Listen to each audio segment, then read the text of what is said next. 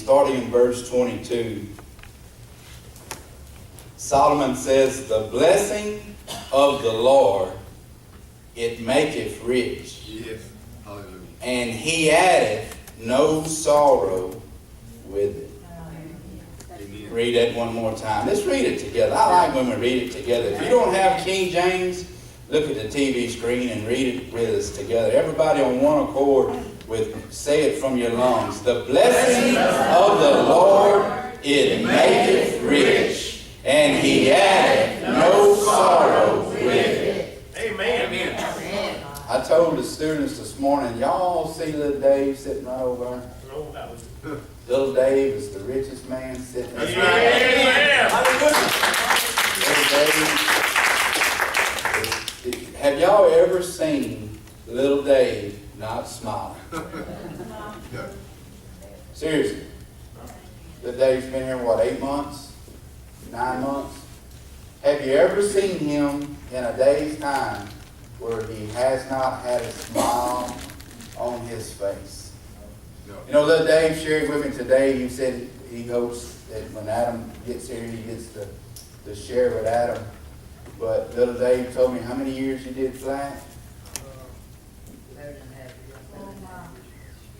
Little Dave done 11 and a half years flat. That means he actually stayed in jail 11 and a half years. And that's a long time, ain't it, Dave? Amen. And he said he was hoping that he would be able to talk to Adam and talk to him and tell him about the blessing of the Lord. Yes. Amen. Little Dave, I hope I'm not embarrassing you. And I hope I'm not telling people your business or nothing like that. I just want to use you as an example. Yes. Amen. Hallelujah. Why I say little Dave's the richest man here tonight? Because the blessing Yes. of the Lord maketh rich, Amen. and he adds no sorrow to it. But Dave don't make a whole lot of money here. He could probably go somewhere else and find him a job that would make more money for him. But little Dave, there used to be a guy named Tyrone Kimbrough that worked here. Amen. And little Tyrone used to be one of the richest men here. Amen. Tyrone had no bills. He was a little black boy that was 18 years old, maybe 19 years old. Had no bills, worked at the car wash, ran the car wash, didn't charge him no rent, just did everything for him. God did. And Tyrone, he got to a point where he wasn't content with that. And he come to me one day and he wanted to work at Walmart. And I said, Tyrone, I said, he wanted to know could he put an application in at Walmart. And I said, Tyrone, do you realize that you will actually make less money if you work at Walmart than working here for the ministry? And he couldn't see that. He couldn't see that getting back out in the world and going back, wanting to do the worldly thing, that he would have to pay electricity bill, or he would have to pay phone bill and have to pay insurance. And look, there's a time and there's a season for everything. Amen. And when God is ready for you to have all this, guess what? He'll give it to you. Amen.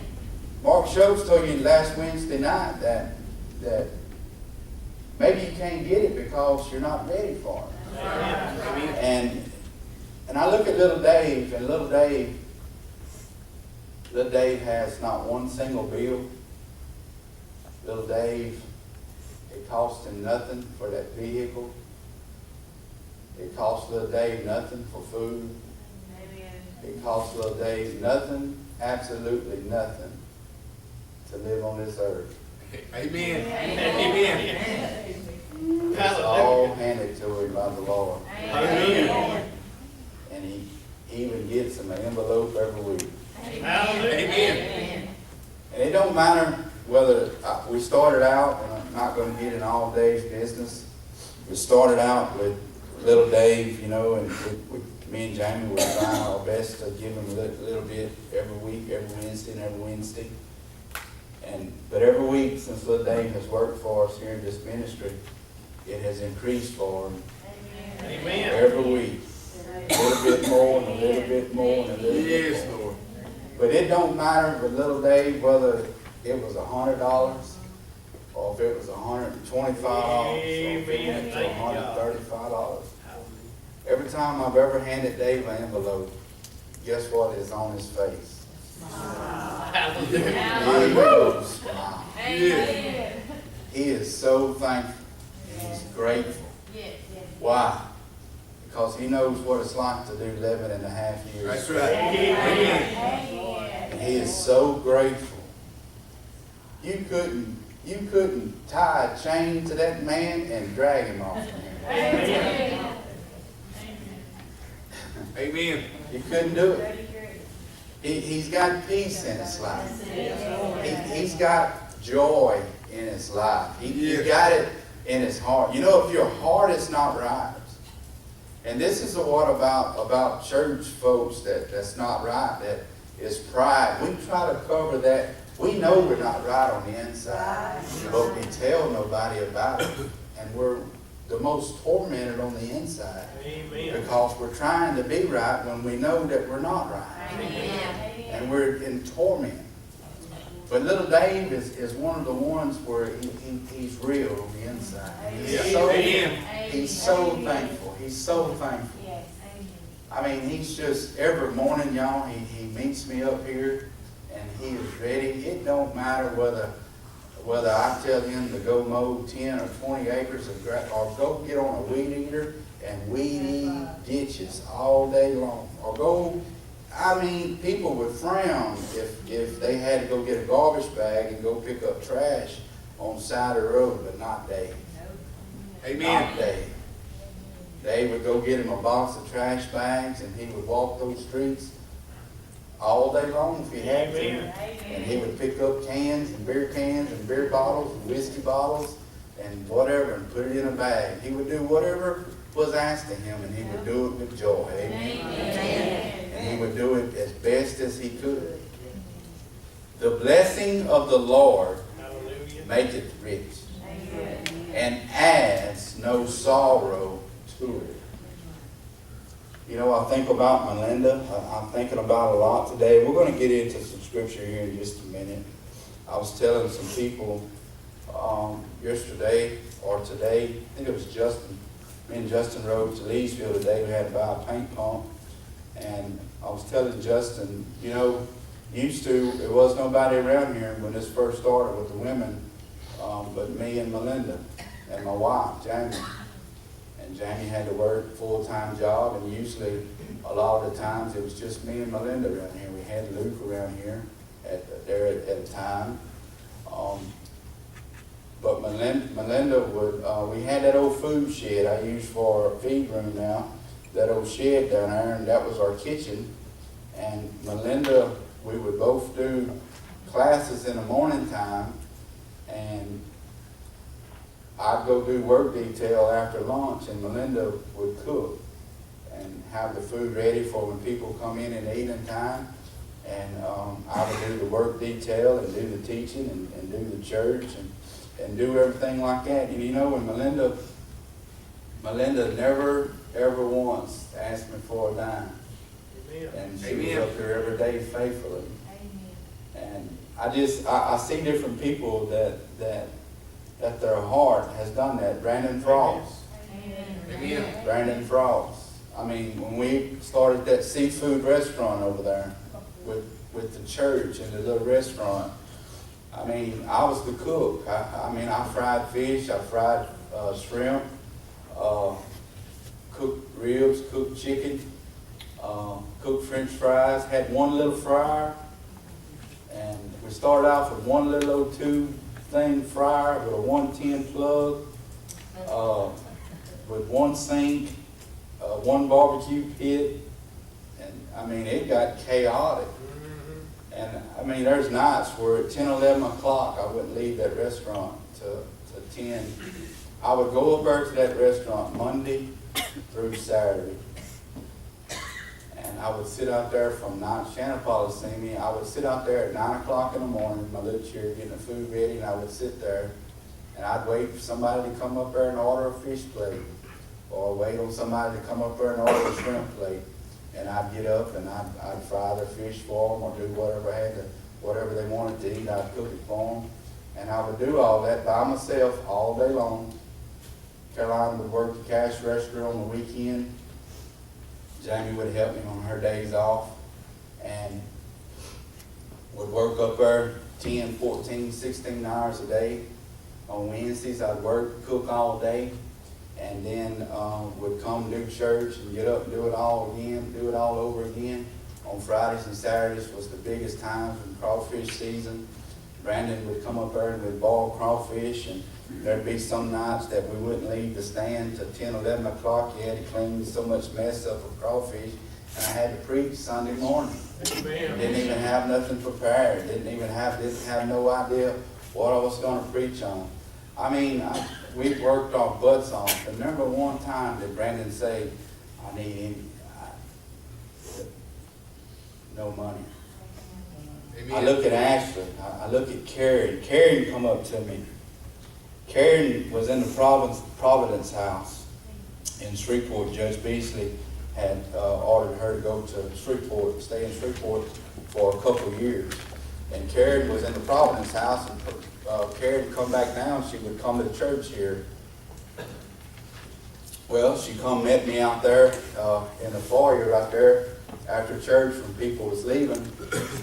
And Karen said, Brother Mark, I've been praying and I've been thinking about something. And she said, I believe I'm fixing to move back to Zawali.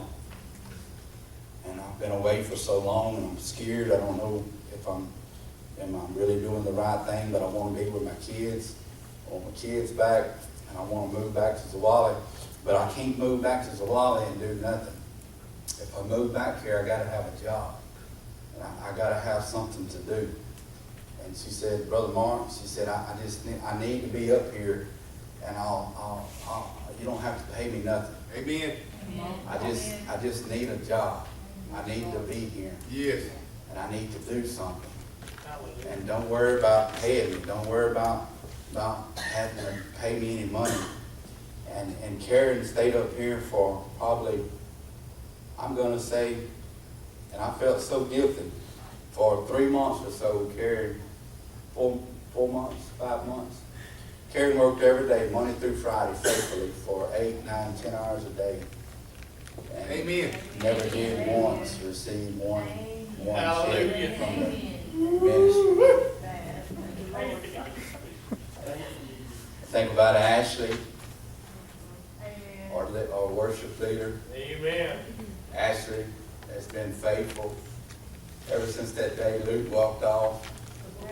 Yeah. I mean, ever since the day Luke has walked off, Amen. Ashley has been here every Wednesday Yeah. and every Sunday and has sung the best that she Yes. could do. Hallelujah. And never once has Ashley ever come to me and said that you owe me anything. Amen. Every Amen. Sunday, every Wednesday. And I'm not talking about missed one time. And I think about Big Dave. Big Dave could have done Big Dog. Big Dave come through the program. And Big Dave come to me and said, I think I'm going to stay another 6 months. And so I said, all right. And he said, I want to work with the guys. I want to stay here. This is what God's telling me to do. This is what I know I'm supposed to do. So he stayed another 6 months. And not one time did Dave ever ask me or come to me and say, will you pay me for work, for watching the guys? And then Dave come to me the other day and said, and get this, the guy come to me the other day and said, I would be willing to move back into the dorm if you really needed me to. Amen. Amen. Praise God. And then he told me, he said that he would do it for another 6 months if I needed him to move back into the dorm. And I thought about, he said, just think about it and get back with me. And I was thinking to myself in my mind when he was telling me that, I said, man, I can't do that today. Putting back in there with those knuckleheads. I mean, he'd go crazy. You know? And so it's people like that Solomon's talking about. Amen. Amen. The blessing of the Lord. Hallelujah. And if you look at Karen over there right now, have you ever seen Karen not happy? Come on, seriously. No. Have you ever seen Karen not walking around going, praise God? Praise God. Have you ever seen Dave full of sorrow?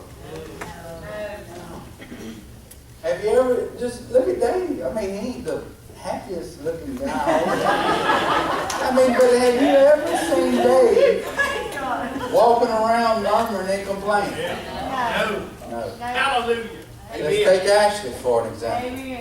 Have you ever seen Ashley get up here to the microphone and say, folks, I can't do it tonight because I got too much sorrow going on? No, you've never. Has Ashley ever been rude to you or ever been mean to you? No. No. You sure can. Karen is the reason that I'm here. Yeah. We were a little girl, and actually we both have the same birthday next year. Amen. You know, I thought about her the whole time that she was having her problems with it. And then when I saw that she had came here and she, put something on Facebook every now and then. And I kept thinking, I'm so proud for Karen, and she's happy. She's got her family back. Yeah. And so I've been, Yeah. I've had problems in my life, and I've been Yeah. known from Sabine Parish the last 5 or 6 years. Yeah. But I had an opportunity to come back home and try to make it here. Yeah.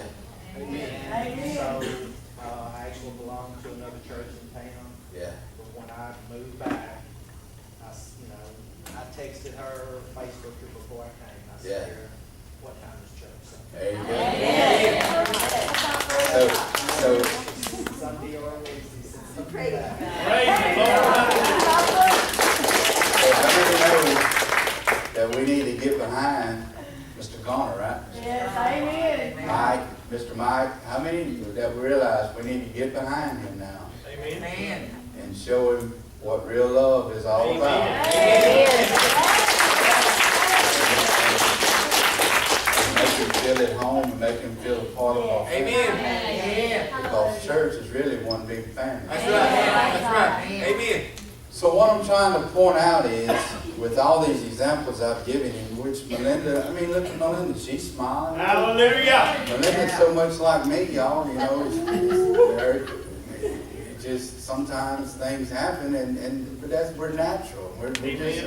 We're natural. But has Melinda, when you see Melinda, don't she just talk to you and just love on you and just, it's the blessing of the Lord. That's right. Amen. That maketh rich and addeth no sorrow to it.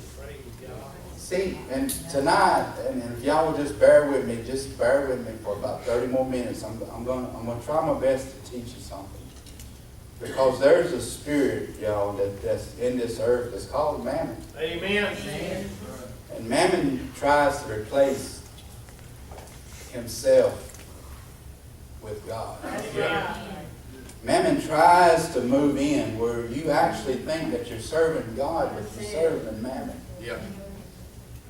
Anything that not comes from God adds sorrow to it. Listen, you can get rich. Why does everybody try to come to the United States of America? Because if you work hard enough, and if you pour your life into anything in this country, you can make it. Yeah. You can make it, and you can have big homes, you can have fine cars, you can have all the stuff that this world says a person needs to have. But it adds so much sorrow to it. I know people, y'all, that has cars, has houses, has all this stuff, but on the inside, they're so full of sorrow. They have no peace, they have no joy. Yeah. And they don't understand when they come to church and they hear preachers like me preach about the blessing, they have no comprehension of what the blessing is. Amen. And they don't understand what godly riches is. And they don't understand what it means to be rich in the Lord. Amen. And they don't understand what no sorrow, because they're so full of sorrow. And it's mammon, and it's the trap. It's the trap of Satan, that it's the snare of life, where mammon says, mammon tries to, all Satan tries to do is to imitate what God does. And mammon wants to give you a false reality of truth. He wants you to depend on him like you would depend upon God. Yeah. Amen. Amen? Amen. In Matthew chapter 6, let me teach you about mammon. In Matthew chapter 6,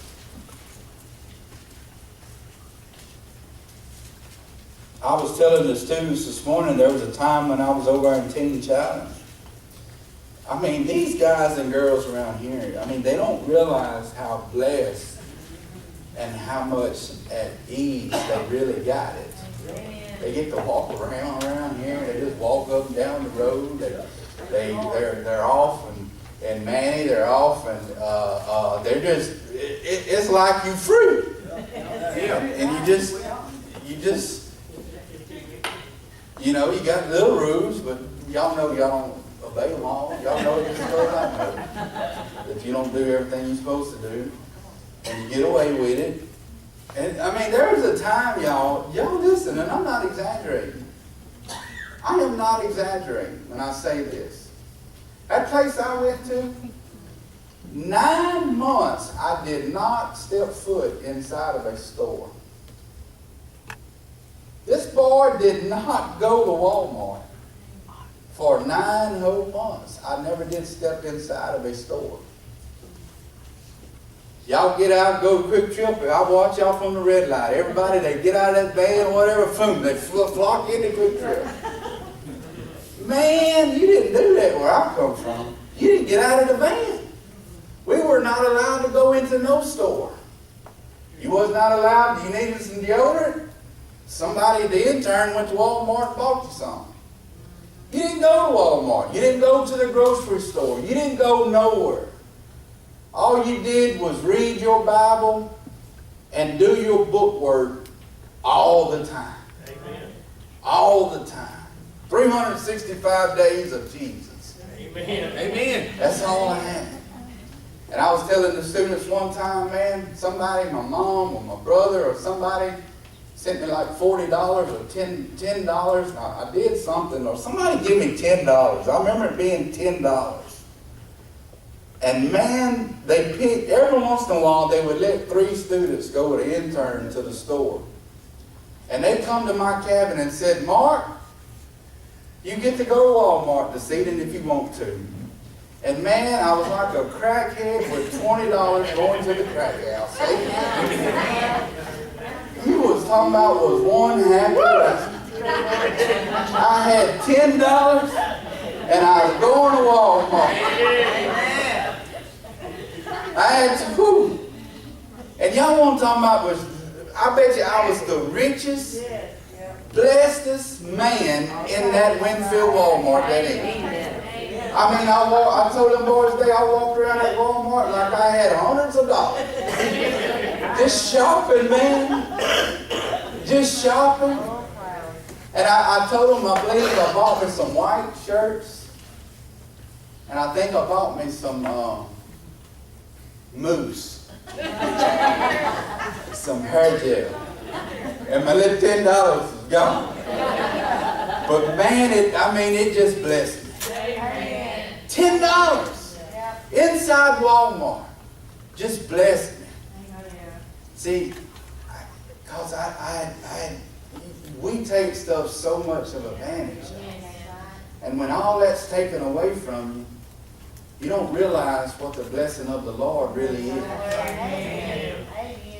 And I didn't have no sorrow that evening.